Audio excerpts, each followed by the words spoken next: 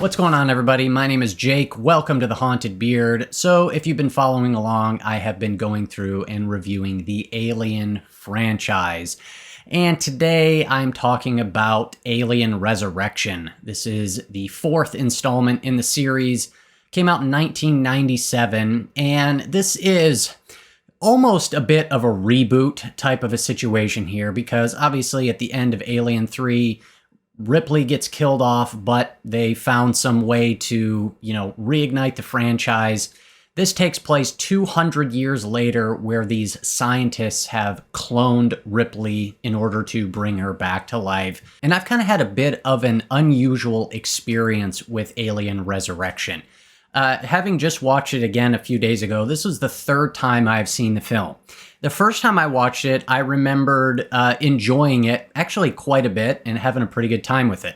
And then rewatching it on the second viewing, I remember thinking, this isn't really very good at all. What in the world was I thinking, and what movie did I watch the first time I watched it? Well, having now watched it a third time, I'm kind of flipped back over to the positive side again, as I definitely see the movie's faults. It really has some issues and stuff that doesn't work, but I overall had a pretty decent time with it. I think there's a handful of stuff here that I think is pretty enjoyable and I think works quite well. So the movie starts off and we are aboard this US military research vessel, and there are these group of scientists on board. We found out that they have now captured some xenomorphs, and they are using them for experiments, and they are studying them. And of course, then we learn that Ripley herself has been cloned, and they are now using her as a host body to produce more xenomorphs. And not only that, we find out that Ripley herself has been crossbred with one of the xenomorphs as well. And what they discover is that her clone has these inherited memories. And so they want to terminate her clone because they are afraid she is going to have the memories of her experiences in the three previous films. And remember that these alien creatures are hostile and extremely violent and aggressive. And those memories are going to trigger, and she's going to act in the same way by trying to kill all the aliens. Not too long into the movie, we see a freighter ship approaching the main military vessel, and they are a cargo ship who is there to unload their cargo in order to get paid, and that is where we are introduced to our new main cast of characters. Now, overall, I still am fairly mixed on Alien Resurrection, but I do think that the positives ultimately outweigh the negatives, so let's talk about the positives.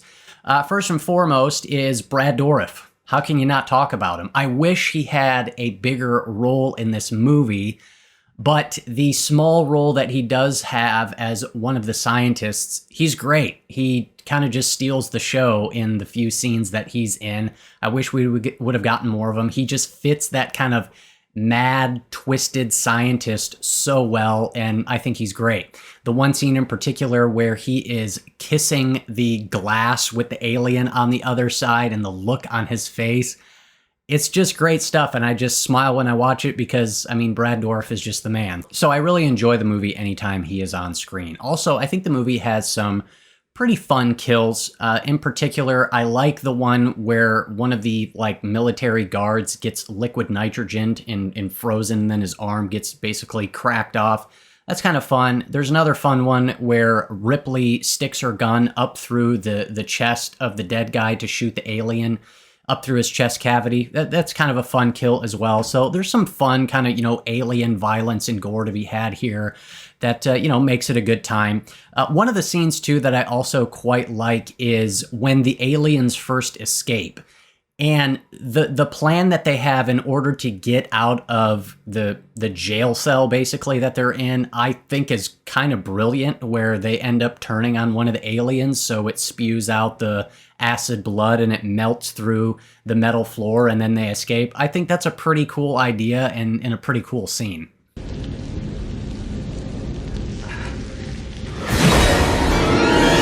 Now, the most fun that I have with Alien Resurrection is there is about a 40-minute chunk right in the middle of this movie that I think is just quite a bit of fun.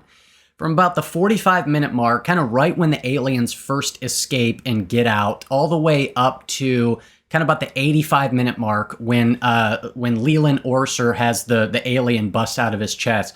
That whole kind of middle section there is a lot of fun, and it's thrilling, it's fast-paced, there's just kind of chaos, craziness, unpredictability happening, and I just think it's a pretty fun ride. So first, what happens as they are attempting to escape the ship, they run across the room marked 1 through 7, and we learn that there are 7 other clone experiments that they've conducted. And so Ripley is looking through the room at all the other clones that they've attempted to make from her. And you just get some really cool, gnarly practical effects here with all the just twisted and mutilated looking clones in the, the big old test tubes kind of thing. And so that's just kind of a gnarly scene visually. It really sticks out. Not long after that, they bump into Leland Orser's character, and he's another guy. He's kind of got a smaller role in here, but the couple scenes that he is in, he really shines through. And the scene where they're telling him that there's an alien inside him and he's screaming out, "What's inside me? What's inside me?" It's just a great little scene with a great performance that just kind of adds to the overall craziness and intensity of it all, and his performance is really good. Another one of the main highlights that comes right after this scene is the underwater scene, which I think is also another pretty cool scene. We've never really had an underwater scene in any of these movies yet, and I think this one works pretty well as they have to swim underwater to get to this safe place in order to escape. And of course, when they finally get to the other side and come up from the surface, they're right in the middle of this egg colony, and there's eggs all over the place, with good old face huggers jumping out at them. And so it's just another thing. It just kind of adds to the whole thrill ride. It's one thing after another, one curveball, one crazy thing after another. And again, it just makes it fun. And then you get the whole sequence where they're trying to escape out of that room and they're climbing up the ladders and trying to get out. And as far as just kind of the fun sci-fi action thrills and stuff like that, there's just some good stuff here that I have a good time with.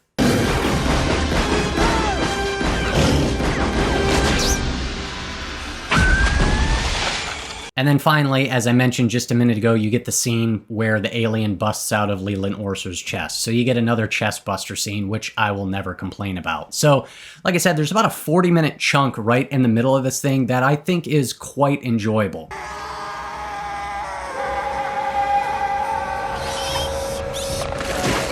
Unfortunately, then, you get to the ending, which is not great to say the least. And so, like I said, there is a lot of mixed stuff going on here. Certainly there's some bad stuff, but there is enough there that I do overall have a good enough time. But I will talk about some of the negatives though. First thing, I'm not really a fan of any of the new characters. You don't really learn anything about them. The ones that you get the most out of would be Ron Perlman and Winona Ryder. And while Ron Perlman is fun, his character is just kind of annoying. I mean, he's just kind of loud and obnoxious, and I understand that's just his character, but I don't know. I don't really get all that much entertainment out of it. As far as Winona Ryder goes, man, I don't really find her performance all that great, to be honest with you. A lot of her line delivery, it's just hard for me to kind of buy her in this sort of role. I just don't really buy it. It's not a very believable performance. And so, yeah, I'm just not a big fan of her performance in this movie, really. Now, when it comes to the character of Ripley here, I'm a little bit mixed on. Obviously, I love Ripley overall in general. She's great.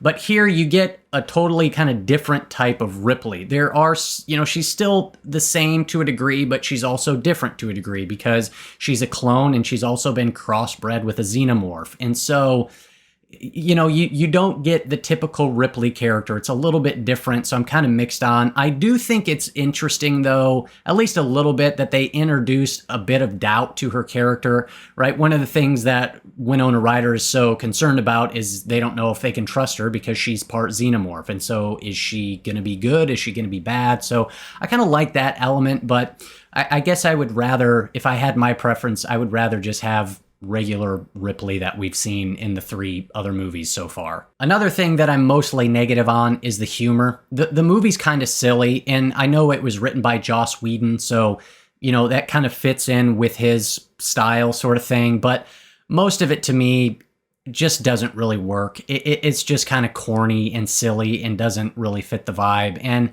I'm probably harder to please when it comes to humor in a horror movie than most people. I'm not typically a fan of kind of horror comedies and stuff like that. And I know this is probably more of a sci-fi thriller with, some horror elements, but yeah, the humor here I'm just not really a big fan of it. And then finally, we got to talk about the ending. And really the main issue that I have with the ending has to do with the new white baby xenomorph. And whoever approved this design, man, it's bad. It just looks so terrible.